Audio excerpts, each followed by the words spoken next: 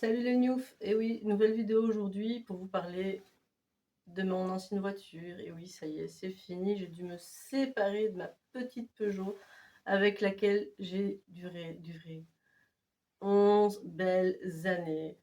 Pourquoi je vous parle de ça aujourd'hui? Simplement parce que cette voiture, elle a quand même fait une bonne partie de l'Europe et que sans elle, il y a beaucoup de voyages que j'aurais pas pu faire. Donc c'était un très très gros moyen de locomotion. J'ai été en Suisse avec elle un paquet de fois. Elle a quand même fait Lausanne, Berlin, elle est au Mont-Saint-Michel, à Paris un paquet de fois, à la mer. Enfin, voilà. Elle a bien voyagé. Et malheureusement, même si je pensais qu'elle pourrait encore tenir 3 à 5 ans pour pouvoir la donner à Mathieu pour sa majorité et qu'il puisse passer son permis de conduire dessus, et ben non, je sentais déjà qu'elle commençait à se faire vieille et à me lâcher. Et arrivé ce qui devait arriver, elle m'a lâché. Donc voilà, j'ai eu très très peur ce jour-là parce que j'étais dans une côte et j'allais justement me lancer dans un échangeur pour aller sur l'autoroute. Et elle a complètement lâché. Donc là, je me suis retrouvée avec une voiture qui ne démarre plus ni rien en plein milieu d'une nationale. Heureusement pour moi, je suis camionneur. J'ai eu le premier réflexe de mettre les quatre clignoteurs qui allaient quand même. Et voilà, j'ai essayé de redémarrer, ça a redémarré. Mais voilà, une fois qu'on a ce genre d'événement qui se passe et qu'on sentait déjà que ça n'allait pas trop bien, malheureusement, il faut se séparer de sa voiture. Et du coup, bah, maintenant j'ai dû en acheter une nouvelle. À la base, je partais sur de l'occasion, mais j'ai eu la prime à la casse, etc. Donc au final, même si ma voiture, j'ai regardé pour la vente sur internet, c'était quand même plus intéressant de passer via un garage, prendre une nouvelle, avoir les primes, etc. Et comme j'avais déjà une autre personne qui était passée par eux avant, du coup, bah, j'ai eu beaucoup plus que ce que moi je l'aurais vendu. Honnêtement, j'ai gagné facilement 1000 € sur ce qu'elle valait. Et mais bon, bah voilà, moi c'était quand même ma petite cacahuète, c'était mon petit moyen de locomotion. C'était voilà, cette voiture, j'ai dormi dedans en après-midi quand Mathieu était à l'école et qu'il y avait des rushs, il fallait aller à l'hôpital, etc. Je me demande tout ce que je n'ai pas fait avec cette voiture. Parce que même si c'est une toute petite voiture de ville, on en met des choses là-dedans. Une fois qu'on a rabattu les sièges, en fait, c'est l'espace qu'on a dans le coffre d'un break, quoi. Donc voilà, ben, c'est malheureux, mais cette histoire s'arrête là. Et comment j'en suis venue à acheter cette voiture, c'est qu'à l'époque, ben, je gagnais 1100, 1000, quand ça allait bien 1400, donc j'ai gagné très très mal ma vie. J'étais femme de ménage, je n'avais pas beaucoup de revenus. J'étais toute seule avec Mathieu, c'était pas évident. Bon, je suis toujours toute seule avec Mathieu, mais c'est un peu plus évident. Et comment, ben voilà, je venais tout juste d'avoir ma première voiture d'occasion, donc je devais me séparer. Donc j'avais quand même droit à la prime à la case. D'ailleurs, cette voiture, son dernier trajet, l'ancienne, donc la toute première que j'ai eue, c'était une Suzuki Swift qui avait 19 ans. Je l'ai achetée 1000 €. J'ai eu la prime à la case de 1500 € pour avoir ensuite la petite Peugeot 107. Là, ce qui était bien pour moi sur la Peugeot, et c'est pour ça que j'ai choisi cette voiture-là, c'est que je la trouvais vraiment belle. Mais le problème, c'est qu'elle était vraiment chère pour la petite citadine que c'était. Mais Peugeot a décidé de faire dégager tous les Peugeot 107 qu'ils avaient dans le garage. Donc ils ont fait un prix au rabot. Donc au lieu de payer 11 000 €, ben, on payait 7 000. Donc la voiture, c'est exactement la même carrosserie, enfin le même squelette que les Toyota Aygo et les Citroën C1. La différence, bah, ça a été le prix. C'est vrai que la Aygo est quand même plus mignonne du point de vue esthétique extérieur. Mais la C1, ben voilà, ça faisait quand même 4000 € de plus, c'est pas rien. La voiture, j'ai payé 7000 €, elle a duré 11 ans. Je vous laisse faire le calcul, au final c'est très intéressant, sachant que dans les 7000 €, il y avait déjà 1100 de reprise sur l'autre voiture. Donc en gros, moi on m'a racheté une voiture plus chère que ce que je l'ai payé.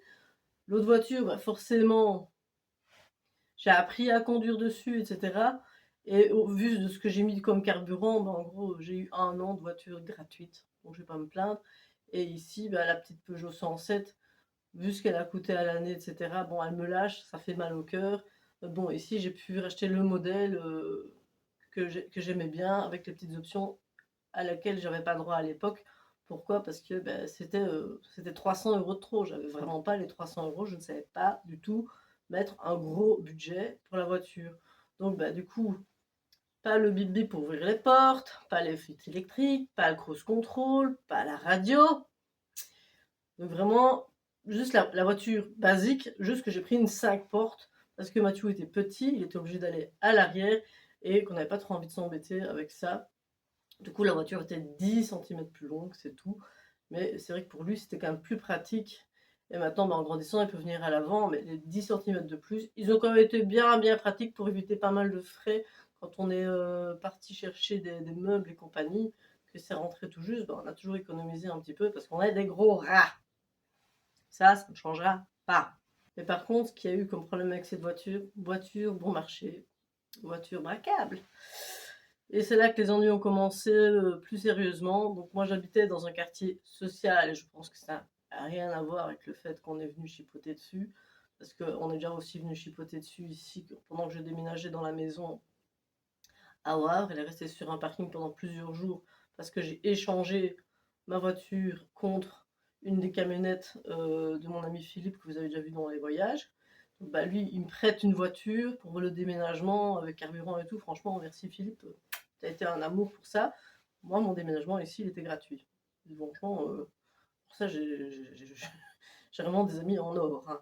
Malheureusement pour moi, c'est que on est venu péter le truc du carburant. Heureusement, on n'a pas su se servir dedans. Et voilà, ça c'est encore un des derniers coups qu'on m'a fait sur la voiture. Un des premiers qui a commencé, c'est je vais chercher Mathieu à midi à l'école quand il avait, je sais pas moi, 5 6 ans, je ne sais plus, il était vraiment petit. Et à l'intérieur de la voiture, il y avait une petite radio encastrée avec la petite clé USB, avec la musique de Mathieu. Et j'avais dit à Mathieu, écoute, voilà, la clé USB, c'est à toi, pour essayer de l'intéresser un peu au niveau musique, etc. Parce que moi, j'ai grandi là-dedans. Donc, Mathieu, tout content, j'ai ma clé USB, enfin voilà, c'est un gosse, quoi. Et il y avait un sac réutilisable avec quelques machins d'enfants dedans. Rien de spécifiquement cher ou quoi. Mais voilà, ça n'a pas empêché que durant les 7 minutes où je me suis absentée pour aller rechercher Mathieu à l'école et le reprendre, qu'est-ce que je vois? Il y a un trou dans la porte côté passager. Et quelqu'un vient avec un tournevis, clac, la radio, hop, il a pris la radio. On a pris des affaires de mon enfant qui étaient dans ma voiture. En fait, c'est ça qui me fait le plus mal, c'est qu'on en va à voler des enfants. Waouh, dans quel monde on vit, quoi. Donc voilà, malheureusement, les lieux, c'est un endroit qui est connu pour ne pas être sécurisé. Donc je n'ai pas vraiment eu de chance à ce niveau-là. Et il a fallu que je me trouve au mauvais endroit, au mauvais moment, et qu'on m'ait repéré de loin, qu'on sache que je me gare là tous les X à telle heure. Donc à mon avis, ils le savaient, ils ont attendu que je parte, rechercher mon enfant, revenir, se servir. Mais mine de rien, du coup, moi j'ai quand même dû rechanger la serrure et de ça de la portière. J'ai failli repayer toute une portière. C'était 1 200 € sur une voiture à 7 000, ça pique, surtout quand on n'a pas les moyens. Donc heureusement pour moi, entre guillemets, j'ai payé 200 300 € à l'époque, mais bon, ça pique quand même. Et j'ai plusieurs amis qui ont voulu me racheter radio, etc. J'ai toujours refusé catégoriquement. Pourquoi? Parce que j'avais pas envie que ça se reproduise. J'ai dit non, c'est pas possible, quoi. Donc tout le monde me dit mais non, tu vas rien avoir et tout, ça serait juste pour une fois. Non, je tente pas le diable 2 fois. Donc au final, il y avait juste un trou à la place de la radio. C'est resté comme ça reste propre, hein, j'ai mis le plastique de base. Et en gros, j'ai mis Spotify, mon GSM, et hop, ça s'est ampli, et tant pis. Je suis restée comme ça pendant des années, et voilà, j'avais pas du tout envie de réinvestir, ne serait-ce que 10 € dans une radio, même si on me l'avait donné.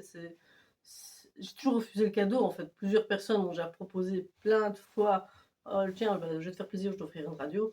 Si je dis non, non, non, honnêtement, c'est le pire cadeau à faire, parce que je ne veux plus qu'on vienne se servir dans ma voiture. Donc voilà, il y a eu cette anecdote-là, mais c'est pas la seule. Si j'ai un truc avec une clé pour protéger mon carburant, c'est qu'on a déjà voulu dans le passé se servir sur mon carburant et que je l'ai vu parce que c'était un peu cassé ou quoi. Donc forcément, j'ai vite été chercher un truc avec un petit barillet, clac, hop, il faut une clé pour ouvrir le carburant. Mais c'est toujours des petits coups comme ça dont on se passerait bien. C'est le malheur quand on achète une voiture bon marché, c'est qu'à côté, il y a des conséquences qui vont faire qu'on va payer au final, j'ai payé plus que si j'avais pris le modèle au-dessus. À cause de ça, juste parce que j'avais pas les moyens, quoi. Donc parce que j'avais pas les moyens de me payer plus, au final, ça m'a coûté plus cher dans le temps. Ça j'avoue, je vais râler dessus toute ma vie là-dessus. Bon, tant pis. Et une dernière chose qui s'est passée, et là, waouh, c'est parce qu'il y a un monsieur qui me klaxonne sur la route, mais vraiment comme un malade. Je suis vieux, celui-là, je conduis. Et puis, bon, bah, à un moment donné, je lui ai quoi, moi je sais pas ouvrir le machin, puis le mec il me redépasse de l'autre côté, je sais plus comment ce qui se passe. Puis il me fait: «Vous êtes au courant que vous roulez sans vos plaques?» Ouais. Moi, je viens de quitter mon domicile, hein, ce jour-là, voilà, j'ai un boulot tous les X temps et je fais comme je peux. Ou alors je travaille le matin et là, bon, bah, il est 15 heures, je vais chercher Mathieu. Je roule sans mes plaques. Ah, j'étais contente. J'arrive devant l'école du petit, et je me gare bien et tout, je mets mon frein à main, puis je fais le tour de la voiture. On m'a volé mes plaques. Je ne suis pas une personne, une célébrité, une personnalité suffisante en Belgique que pour qu'on aille prendre les empreintes, etc. Donc bah, la police m'ont dit oh, c'est rien à faire. Donc bah, à chaque fois que je me rends dans un commissariat de police et qu'il y a un problème, j'ai l'impression qu'on ne sait rien faire. Je n'ai rien contre eux, ils font leur métier, mais bon, c'est vrai qu'à un moment donné, tu as quand même envie qu'on prenne au moins les empreintes ou quoi, que ça bouge.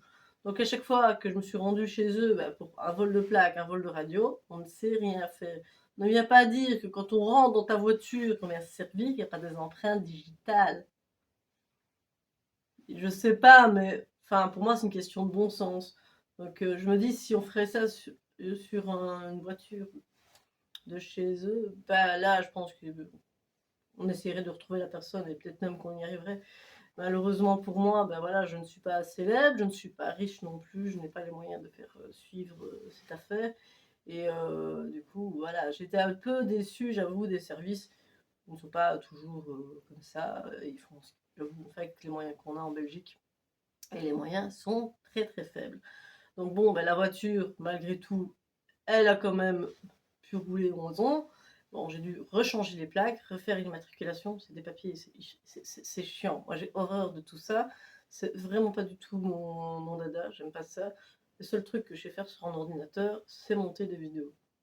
Point. Ça s'arrête là. C'est vraiment le seul truc et que j'aime bien faire, hein. C'est pas non plus le sujet le plus passionnant que je vous ai montré. Mais bon, voilà, cette voiture, elle a été loin. On a des anecdotes de malades avec où on va chercher des alcools Luxembourg avec Jean-François. On prend le petit avec. Je dis, ah, allez, viens, c'est tout.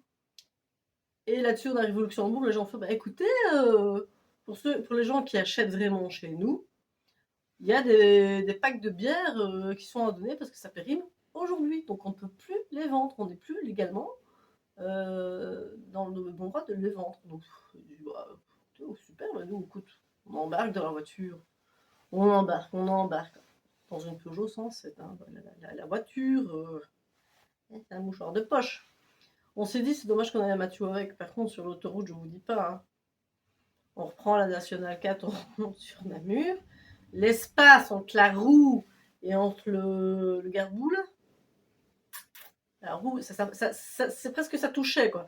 Tellement on était bondés de bière, bah voilà, c'est gratuit, nous on prend, et du coup, bah, quand on a reçu des gens, écoute, bah voilà, et hop, vous pouvez prendre des bières, si vous voulez en ramener chez vous, allez-y, allez-y. On les a eu gratuitement, et voilà, les gens étaient très contents de pouvoir les donner à des clients, parce qu'il y en a qui venaient juste dans le magasin pour se les avoir gratuitement. On dit, mais non, si vous achetez rien, vous n'avez rien. Donc bon, bah, ils étaient un petit peu obligés d'acheter. Ce qui est un petit peu normal de faire passer le client, hein. Le client, il est roi, en fait, d'abord passer la personne qui va dépenser. Donc c'est vrai que quand on va chercher les alcools Luxembourg, bah, ici, c'était pas arrivé pendant 2 ans. Bah, il y a toujours une certaine somme, parce que c'est pour faire les petits cocktails, etc. On fait pas ça tous les jours, quoi. Et ici, bah, c'est vrai que les bières, si on aurait pu prendre un truc, un Clark, et faire pip, pip, pip, pouf dans la voiture, on l'aurait fait, et Jean-François l'avait déjà dit. Il aurait eu une plus grosse voiture à ce moment-là et il prenait toute l'affaire, et puis bon, bah, on redistribue autour de nous, hein, on n'est pas chien non plus. Donc à ce niveau-là, ça c'est cool. Le seul regret que j'ai sur cette voiture qui est, ben voilà, j'ai pas eu le temps ni, bon, bah, les idées suffisantes pour ça, c'est que je voulais au moins dormir une nuit dedans comme j'avais déjà fait dans la voiture de Jean-François. On met le matelas à l'arrière, on fait dodo, on fait, petit pique-nique, machin bazar, ça bon, j'ai déjà fait, hein, j'ai déjà mangé des sushis dedans, j'ai déjà été chercher pour l'anniversaire de Mathieu, on avait fait un KFC dans la voiture avec des boissons, c'était Miel Stedel. Donc voilà, c'est toutes des petites idées à la con, ça coûte pas spécialement bien cher, mais voilà, c'est très chouette. Donc forcément, bah, après, on se sépare quand même bah, d'un moyen de transport, celui qu'on connaît le mieux, parce que bah, le bus, on prend jamais. Et voilà, je ne suis pas suffisamment riche que pour posséder un avion, hein. Non, un jet, c'est pas au programme. Déjà, voyager en première classe, ce serait cool, mais là, ben voilà, c'était. Puis, ben voilà, j'ai fait beaucoup, beaucoup de choses. C'était la toute première voiture neuve. Je l'ai payée en 13 mois. Donc, j'avais un prêt sur beaucoup plus de temps, en fait. Mais, ben voilà, je suis un rat, donc je ne suis absolument rien acheté pendant tout ce temps. Pas une paire de chaussettes, pas un petit mascara, pas une petite pinette à cheveux. Je ne me suis absolument rien acheté parce que je voulais dégager ça. Hop, j'ai dégagé, hop, c'était payé, c'est bon, terminé, on passe à autre chose, on voyage. Donc voilà, si, bon, j'ai souvent voyagé, ça bien sûr. Et voilà, un truc que j'aurais bien aimé aussi, c'est franchir la Manche avec aller rouler à gauche. Moi, j'ai pas encore roulé à gauche, puisque au Japon, c'est Jean-François qui l'avait. J'étais en train de repasser mon CAP, donc avec les papiers. Donc il y a plein de choses comme ça que j'aurais bien aimé faire avec, que je n'ai pas eu le temps de faire. Donc ici, j'espère qu'avec la nouvelle, je vais pouvoir me permettre. L'avantage de la nouvelle, bah forcément, c'est que j'ai pris toutes ces petites options qui sont plutôt classiques sur les voitures de monsieur, madame, tout le monde, et que de toute façon, maintenant, ça n'existe plus, des voitures sans ces options-là. J'ai quand même pris une voiture manuelle encore, parce que moi, l'automatique, c'est gentil, c'est pour les camions. Pour moi, c'est raison de mon univers de travail, et c'est tout. Et même si on met un camion manuel avec les doubles vitesses ou quoi, il n'y a aucun problème, je sais le conduire. Et je suis même plus contente d'avoir ce genre de véhicule dans les mains. Donc ben voilà, la petite 107, ben on lui dit adieu. C'était très dur. J'ai eu ma petite larme à l'œil chez le garagiste en repartant ben, dans une autre voiture. Et voilà, sur ce, j'espère que la vidéo vous a plu. N'hésitez pas à liker, à commenter. Vous connaissez la chanson. Et bon, ben, une petite chose qui est toute simple, mais s'il vous plaît, soyez prudents sur la route. N'allez pas perdre 30 secondes en fonçant, vous allez gagner quoi. Un accident, c'est tout. Franchement, soyez vraiment prudents. Je vois, malheureusement, je vais grossir, je vois beaucoup d'imbéciles sur la route constamment. Je vois des gens qui se mettent en danger inutilement. S'il vous plaît, ne risquez pas votre vie pour 30 secondes. Voilà. C'était le mot de la fin. Salut les news.